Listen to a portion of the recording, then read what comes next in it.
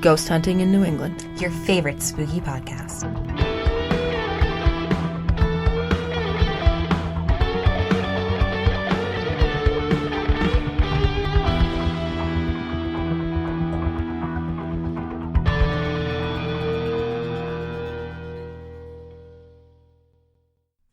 Hi, everyone, and happy Wednesday. Welcome to Ghost Hunting in New England with your hosts, Amelia. and Beth. And oh my gosh, Beth, I love our new intro music. I can't hear it enough. I was actually thinking that I was going to make it the ringtone on my phone because, yes, I am so happy that Aaron did that for us, and I walk around just kind of singing it in my head. It's so fun. Thank you, Aaron. Yes, thank you to Aaron Shilb down in Tennessee for making that really awesome intro for us. Thank you so much. So today, Beth, we're doing something really fun. We are. We have been kind of sticking to Massachusetts a little much lately, so we wanted to switch it up. And today we're going to go over some well-known ghost stories out of Rhode Island. Because Rhode Island, as you may know, is the smallest of our New England states. Is that why we picked it first? Is that why we picked it first? I actually picked it first because I have this book that only has stories from Massachusetts and Rhode Island. Okay, so Beth, you want to get us started with your first story? Sure. So my first story is about 9 men's misery, and I'm taking it primarily from a book called Ghost Stories and Urban Legends of New England, and it's by Deborah Cano, T.J. Hero, and Mary Terrian, and I'll definitely put a link to it on the website. So the first story is as follows. So just to let you guys know, Amelia and I have not heard each other's stories before, so you're going to hear some pretty authentic reactions. And our hope is at the end we'll pick the story that was our favorite story and decide where we'll go do a ghost hunt in the very near future. During King Philip's War, Captain Michael Pierce led 60 Plymouth Colony colonial troops and 20 Wampanoag Christian Indians in pursuit of their enemies, the Narragansett Indians. The colonists were looking for revenge toward this group of Indians because they had recently burned several Rhode Island towns and attacked Plymouth as well.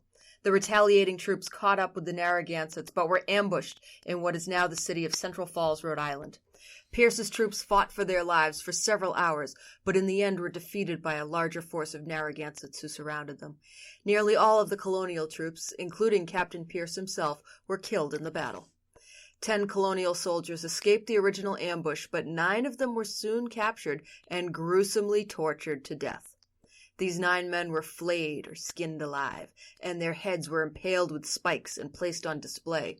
The Indians then took the decapitated heads of the soldiers and jammed sticks into the corners of their mouths, and this action held their faces in a permanent grin to symbolize the smiling, lying white men that the Indians had quickly grown to hate. The 10th man who was lucky enough to have survived the bloody encounter was named Abbott. The path he took to escape the attacking Indians is now a road named Abbott's Run Valley Road. This road's name forever immortalizes Abbott's run for his life on that fateful day of March 26, 1676. The 9 mutilated corpses were found a day later by English soldiers who were on a military burial mission. The soldiers immediately buried the remains of the dead men on the exact spot on which they were found, and then created a tomb of stones to memorialize the colonists. Because of the gruesome nature of the torture indicated by the state of the bodies found by the burial mission, the site became known locally as the 9 men's misery. 3 days after Pierce's fight, the war escalated as the Indians proceeded to attack many more towns. The killing spree continued until Providence was essentially burned to the ground with hundreds of men, women, and children murdered. Also hit very hard was the city of Pawtucket. This unfortunate city, located in the middle of the war zone, had many, if not most, homes burned down, and many people were savagely killed. The colonists retaliated by capturing and executed Canonche, the chief sachem of the Narragansett Indians. A few months later, King Philip himself was murdered. In 1790, a group of medical students led by a local physician, Dr. Bowen, disturbed 9 men's misery by digging up the bodies in an attempt to identify them. This group was especially eager to find the remains of an individual named Benjamin Buckland, who allegedly took part in Pierce's fight. Even at the young age of 19, Benjamin was appointed to be one of the 2 town troopers of Rehoboth, who gave aid to the townspeople and kept order by force if necessary. Benjamin was an energetic and virtuous man with extraordinary height. These valuable characteristics contributed to his appointment to this position. Dr. Brown's group exhumed 3 of the skeletons before outraged locals stopped them from continuing, and results of the exhumation reveal that Benjamin Buckland had apparently died at the age of 35 during the massacre of 9 Men's Misery. Factors considered for his identification were his remarkable height and by having what was described as an unusual set of double teeth all around. The site was desecrated several more times until 1928, when the monks who currently own this land that borders their monastery cemented the stones above the site, deterring future gravediggers. Eventually, this site was marked with a plaque by the Rhode Island Historical Society. For years, rumors have persisted that the area surrounding 9 Men's Misery is haunted. Of course, the fact that the unidentified remains were repeatedly dug up only adds fuel to these rumors. There have been reported sightings of dismembered bodies floating between the trees, apparitions of men digging up skeletons, and Indian ghosts prowling the unmarked paths of the monastery woods. If you're brave enough to venture into this densely wooded area, look very closely and you will find the massacre's site. Many say the men's agonizing cries and moans have not ceased over the years, and this may account for the police being called more than once to investigate reports of screams coming from the woods in the vicinity of the monument. Within these woods, several other gruesome deaths had occurred over the centuries, especially during the bloody days of King Philip's War. Paranormal investigators say their instrument readings are routinely high in the immediate area of the tomb, and many groups have succeeded in recording chilling electronic voice phenomena there as well. If you decide to see the monument for yourself, we dare you to hold your ear to the stone tomb and see if the locals' claims are true. Can you hear the victims' screams for mercy? Nice. So that's cool. That is kind of a cool legend that goes back to the early settlers here in the region, and that it's lived on so long. In my research about it, additionally, on top of this, there isn't actually any evidence that the medical students or that Dr. Bowen ever existed or ever really dug up the grave, so that might just be an additional piece of the legend that's been carried on over the years. All right. Do you know if any groups have gone out there recently? I don't know if any groups have gone out there recently. I didn't see any recent news on that particular story. But I definitely thought that it was an interesting one, in that it does talk about things that just happened so long ago in a time period here in New England that was like the Wild West became about 200 years later. Yeah, no, that is interesting. It's interesting people are still seeing stuff over there. Very cool. Yeah. Where in Rhode Island is that? Oh, we can find that in Cumberland, Rhode Island. It's actually right in the woods next to the public library. So it's Route 114, which is Diamond Hill Road in Cumberland, Rhode Island. Cool. Very cool. I think that one would definitely be an easy one to find. I also, in my research about it, found that the path is pretty well marked. And so if we were to try to go out there, we would be able to find it easily. Great. Yeah. Cool. So it's a contender. Yeah. Okay, so my story, which if you're listening to our podcast, I can almost guarantee you are somewhat familiar with the Parron Family haunting. And if you don't know it by that name, it was featured, they used it as inspiration for the movie The Conjuring, one of my favorite movies. So that's what we're going to do. Ba, ba, ba. It's a great movie. All right. So this is like the true story behind the movie of The Conjuring? Yeah. So The Conjuring, they took from, they used 2 different investigations that Ed and Lorraine Warren did. Okay. And this was the main one they used for The Conjuring. All right. Yeah. Okay. So we're going to go over the real story. Excellent. Yes. Talk slow. I'll try. Okay. That's so hard for me. I'm a fast talker. I'm going to cut that part out. But... I'm a fast talker. All right. In January 1971, the Parron family moved into a 14-room farmhouse. It's a big house. And it was called by the locals as the Old Aaron Estates. And that is in Harrison, Rhode Island. So the family consisted of Carolyn, Roger, and their 5 daughters. And they began to notice strange things happening almost immediately. So it started out small. Carolyn, the mother, would notice that the broom went missing or seemed to be moved from one place to place on its own. She would hear the sounds of something scraping against the kettle in the kitchen when no one was in there.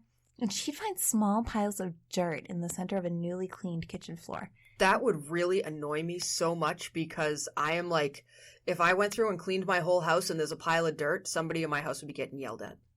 So, yes, but also that is very unsettling to me because I had someone reach out to me this week before I started researching this story, and it's for a haunted apartment in Brighton.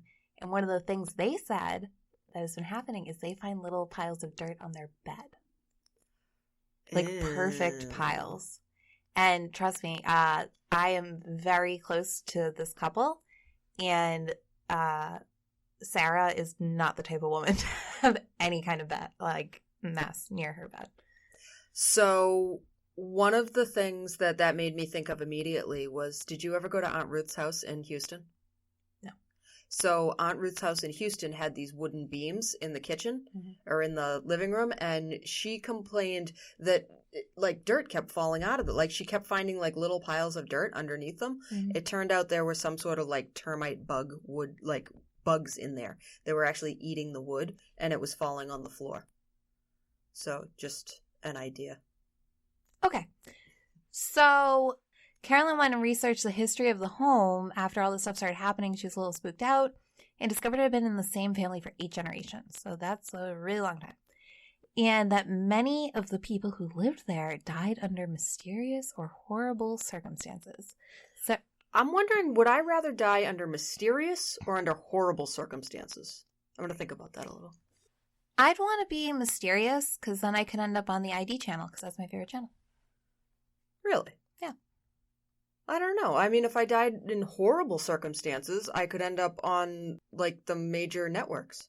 I could be, like, a major movie. Yeah, maybe. Yeah, can nobody kill me in a horrible manner, please? Or a mysterious one. Okay, so several of the children drowned in a nearby creek.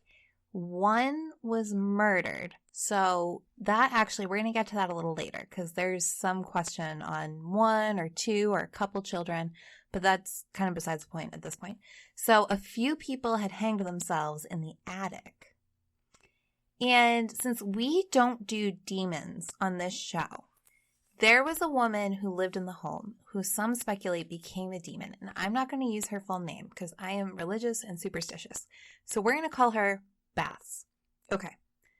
I'm sorry, we're going to call her Beth? Why are we going to do that? Baths. Baths. Baths?